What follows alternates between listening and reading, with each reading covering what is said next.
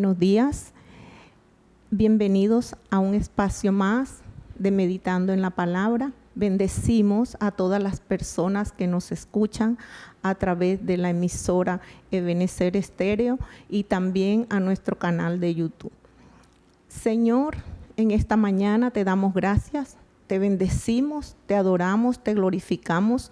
Ponemos este espacio delante de tu presencia para que seas tú con el poder de tu Espíritu Santo ayudándonos, dándonos la sabiduría, enseñándonos y guiándonos por el camino que nos debes guiar, Señor. Muchas gracias por tu amor, gracias por tu palabra, que en esta mañana va a ser expuesta.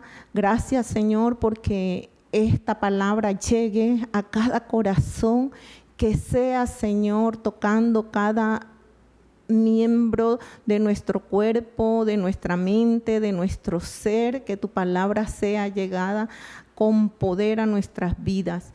Te lo pedimos en el nombre de Cristo Jesús. Amén. Buenos días, como les había dicho, vamos a hablar en esta mañana sobre la confesión y perdón. Es el título de la meditación. Vamos a leer el Salmo 32. Un salmo muy hermoso. Este salmo podría entenderse como una instrucción y una contemplación, y es digno de meditación. Por eso fue escogido en esta mañana, orando al Señor para que sea esta palabra que nos llegue al corazón y nos ayude a ser mejores personas, ¿verdad?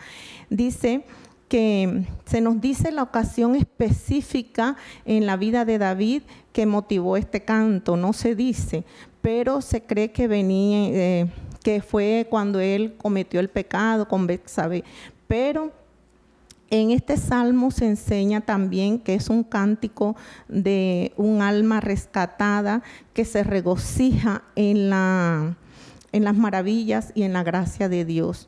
El pecado aquí es tratado, el dolor es consolado y la ignorancia es instruida. Esta es una palabra de Campbell Morgan, ¿verdad? Entonces dice en la palabra, bienaventurado, 32:1, aquel cuya transgresión ha sido perdonada y cubierto su pecado. Bienaventurado el hombre a quien Jehová no culpa de iniquidad y en cuyo espíritu no hay engaño. Mientras callé, se envejecieron mis huesos en mi gemir todo el día, porque de día y de noche se agravó sobre mí tu mano, se volvió mi verdor en sequedades de verano. Mi pecado te declaré y no encubrí mi iniquidad. Y dije, confesaré mis transgresiones a Jehová, y tú perdonaste la maldad de mi pecado. El versículo 6, por esto orará a ti todo santo en el tiempo en que pueda ser hallado. Ciertamente en la inundación de muchas aguas no llegarán estas a él. Tú eres mi refugio, me guardarás de la angustia, con cántico de liberación me rodearás. Dice el versículo 8, te haré entender y te enseñaré el camino que debes andar. Sobre ti fijaré mis ojos. No seáis como el caballo o como el mulo sin entendimiento, que han de ser sujetados con cabestro y con freno, porque si no, no se acercan a ti. Muchos dolores habrá para el impío, mas el que espera en Jehová le rodea la misericordia. Alegraos en Jehová y gozaos justos, y canta con júbilos todos vosotros los rectos de corazón. Le damos gracias al Señor por su palabra, ya le habíamos dicho, pero aquí nos dice en el versículo 1 y 2 que feliz, bienaventurado aquel cuya transgresión ha sido perdonada. Feliz, más que dichoso, significa bienaventurado, a quien el Señor no tiene en cuenta su maldad, ¿verdad? Dice que transgresión estábamos buscando en el diccionario y dice que es pecado, iniquidad. En el Antiguo Testamento aparecen 3 palabras claves que nos indican el significado de pecado y se contemplan como La primera como rebelión, la segunda como fracaso y la tercera como perversidad. Entonces, para librarnos de la culpa y la consecuencia del pecado, en este salmo David nos da una receta. Y lo primero que nos dice es, la bendición del perdón. En el versículo 1 y 2, bienaventurado aquel cuya transgresión ha sido perdonada y cubierto su pecado. ¿Verdad? Dice, bienaventurado el hombre a quien Jehová no culpa de iniquidad y en cuyo espíritu no hay engaño. Dios siempre está dispuesto a perdonar. Dios siempre está ahí esperando el momento que nosotros nos acerquemos a Él. Hay una gran bendición para el hombre que reconoce su pecado. ¿Por qué? Porque hay el perdón de Dios y ya no está expuesto. Cuando un hombre o una mujer reconoce delante de Dios el pecado, el Señor lo cubre. El Señor está ahí escuchándonos, el Señor está ahí guardándonos, esperando que nosotros reconozcamos nuestras faltas y pecados. En el versículo 3 y 4, la otra receta es esa, reconocer ese pecado. Primero, tenemos la bendición del perdón. Y segundo, va a reconocer nuestras faltas y pecados. Dice, mientras callé, se envejecieron mis huesos, en mi gemir todo el día, porque de día y de noche se agravó mi mano sobre ti y se volvió mi verdor en sequedades de verano. Mientras callé, mi vida era llanto todo el día.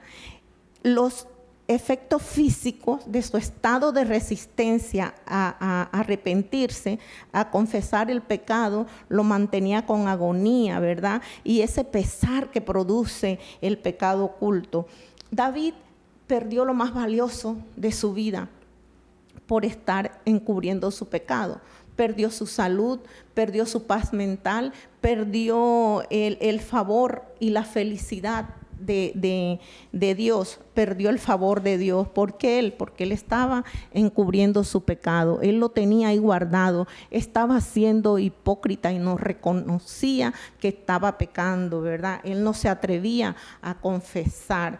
Entonces, más adelante este salmo nos viene diciendo que encubrió su iniquidad y dije, confesaré mis transgresiones a Jehová, y enseguida dice, tú perdonaste la maldad de mi pecado.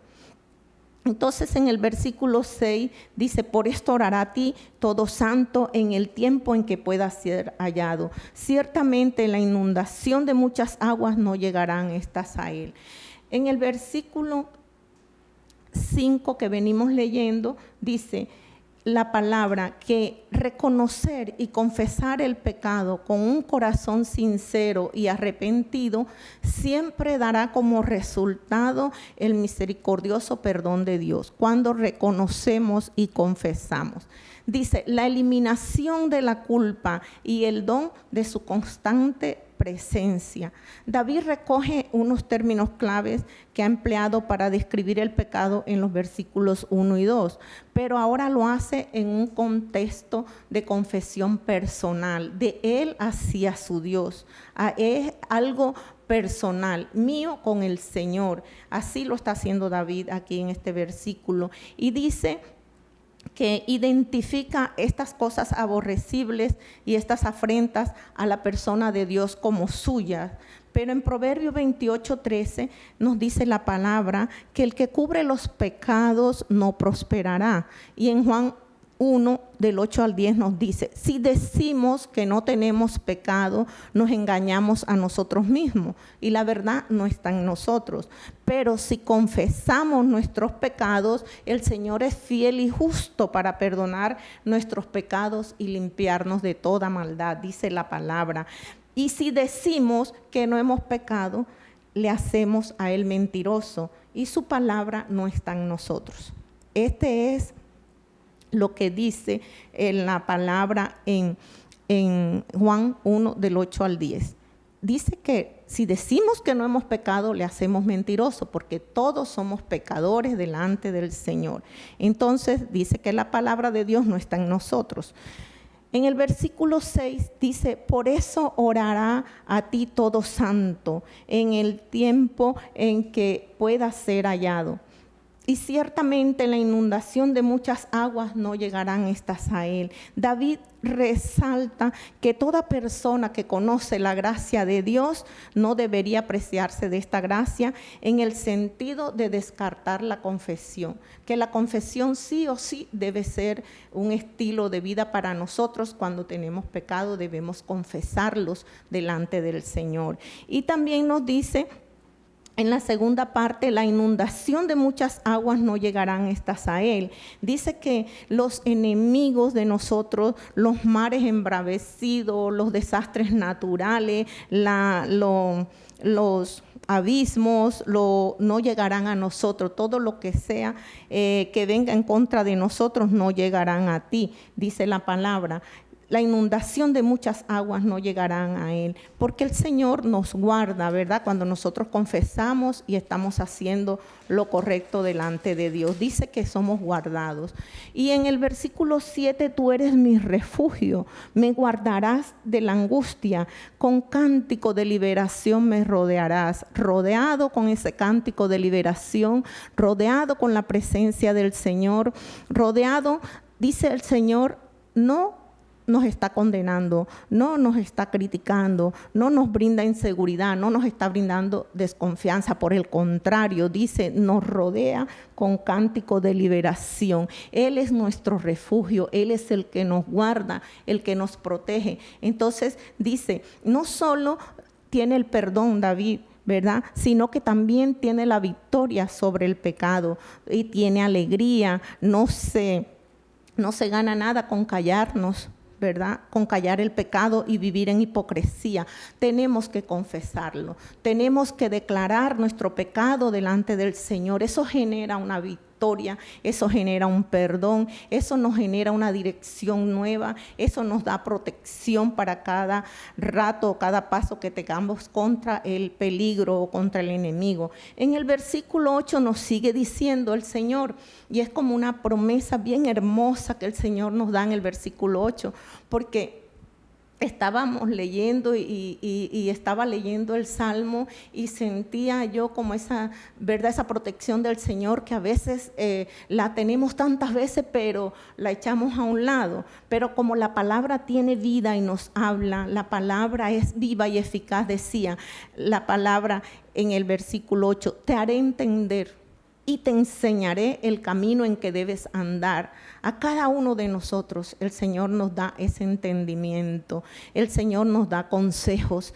el Señor nos enseña el camino que debemos andar, nos guarda por ese sendero, es una lámpara, ¿verdad? El Señor nos guía con su luz maravillosa y dice, te daré consejos y sobre ti fijaré mis ojos. Qué lindo cuando el Señor fija su mirada en cada uno de nosotros. Qué bello cuando el Señor se detiene a mirarte y a decirte, estoy con mi mirada puesta en ti. Es maravilloso porque cuando el Señor fija los ojos sobre nosotros, la promesa del Señor de enseñarnos, de guiarnos y de perdonarnos, que nosotros tengamos un espíritu dócil, eso aplica a la presencia y al consejo de Dios. He aquí que esta es la senda de la cruz, ¿verdad? Este es Martín Lutero, que hace de este versículo en la Biblia, la Nueva Reforma, hace una explicación. Es Martín Lutero el que la está haciendo de acuerdo al versículo 8, él dice, es aquí que esta es la senda de la cruz. Me encantó el versículo, lo vi y me encantó ponerlo en este lugar porque es maravilloso, es lindo y habla específicamente lo que el Señor nos quiere decir. Dice, no puedes hallarla tú, sino que tengo que conducirte yo como a un ciego. Por ello, ni tú, ni un hombre, ni una criatura la pueden mostrar, sino yo mismo te enseñaré por mi espíritu y la palabra el camino donde debes caminar. No es la obra que tú eliges, ni el sufrimiento que tú ideas, lo que debes seguir, sino el que te sobreviene con tu elección, pensamiento y deseo. Ahí obedece, ahí llamo, ahí sé discípulo, ahí es el momento, ahí ha venido tu maestro a enseñarte. Ahí no seas como el caballo o como un animal irracional. Hermosa la palabra que el Señor, Él miró y Él escribió lo que su pensamiento le decía sobre el versículo ese. Dice, obedéceme a mí, abandónate a ti. No seas terco en el versículo 9. Se emplea en los animales como una ilustración directamente del pecado, ¿verdad? Terco, que no avanza, que tienen que ser con cabestro, tienen que meterlos por el camino que uno quiere porque ellos hay que domarlos, no son fáciles, ¿verdad? Entonces el Señor nos dice, aquí la palabra nos está diciendo en el Salmo 9, en el 32:9, no seas como el caballo o como el mulo. De una vez dice, sin entendimiento, que han de ser sujetados con cabestro y con freno, porque si no, no se acercan a ti. Entonces, la otra parte que nos muestra el Salmo es que tenemos que aceptar con seguridad las promesas de Dios. Confiar en el Señor, que Él hará, en el versículo 10. Y estamos también avanzando y dice que tenemos que esperar confiado en las misericordias del Señor, que nos alegremos en Jehová, que nos gocemos justos y cantad alegres, que celebremos, que no hay mayor fiesta que sentir la dicha del perdón, sigue diciendo en el Salmo 11. Entonces podemos entender que el Señor no se escandaliza ni nos descalifica porque somos pecadores, no. Que el pecado no va a impresionar al Señor ni lo va a asustar, ¿verdad? Porque cargamos encima con muchos pecados, tenemos orgullos, cargamos hipocresía, andamos con muchas mentiras, con engaños, andamos con tristezas y dolores guardados de mucho tiempo, ¿verdad? Cogemos rabia, a veces le da envidia, a veces robamos y engañamos, porque muchas veces cuando no hacemos lo bueno delante del Señor, ay no, que yo soy muy honrada, que yo soy una mujer de Dios, pero hay que mirar dentro de la casa, dentro de la vida de uno, si de verdad estamos cumpliendo con la ley, si estamos pagando los impuestos, si estamos pagando la luz, que bien costosa, pero que hay muchas personas que ponen la luz de contrabando. Entonces, si es verdad que nosotros estamos delante del Señor, si es verdad que estamos viviendo una vida que no tenemos ese pecado, porque, ay no, yo no, eso sí escandaliza al Señor. Eso es lo que escandaliza al Señor. Pero cuando nosotros reconocemos nuestra falta y le decimos, Señor, perdón, pero tratar de no volverlo a hacer. Que cada día vamos a tener pecado, sí, pero tratar de no volverlo a hacer, de no tener la hipocresía. Perdón, Señor, y al día siguiente me vuelvo a hacer las cosas mal hechas. No, eso es lo que escandaliza al Señor, que no reconozcamos, que no confesemos, ¿verdad? Que sigamos con esos dolores, con esa rabia, con esa envidia, viviendo una vida doble. Eso sí escandaliza al Señor. Pero que nosotros lo reconozcamos, no. Entonces, nosotros cargamos con todo eso, ¿verdad? Y a veces tenemos esperanza de encontrar personas con un corazón bueno, que podamos abrirnos, que podamos contarle a veces nuestro dolor, que podamos decir cómo nos sentimos, sí. El Señor pone esas personas en el lugar de uno, pero se nos olvida lo más importante, que lo primero es correr a los pies del Señor. Humillarnos delante de Él y decirle, Señor, aquí estamos, ¿verdad?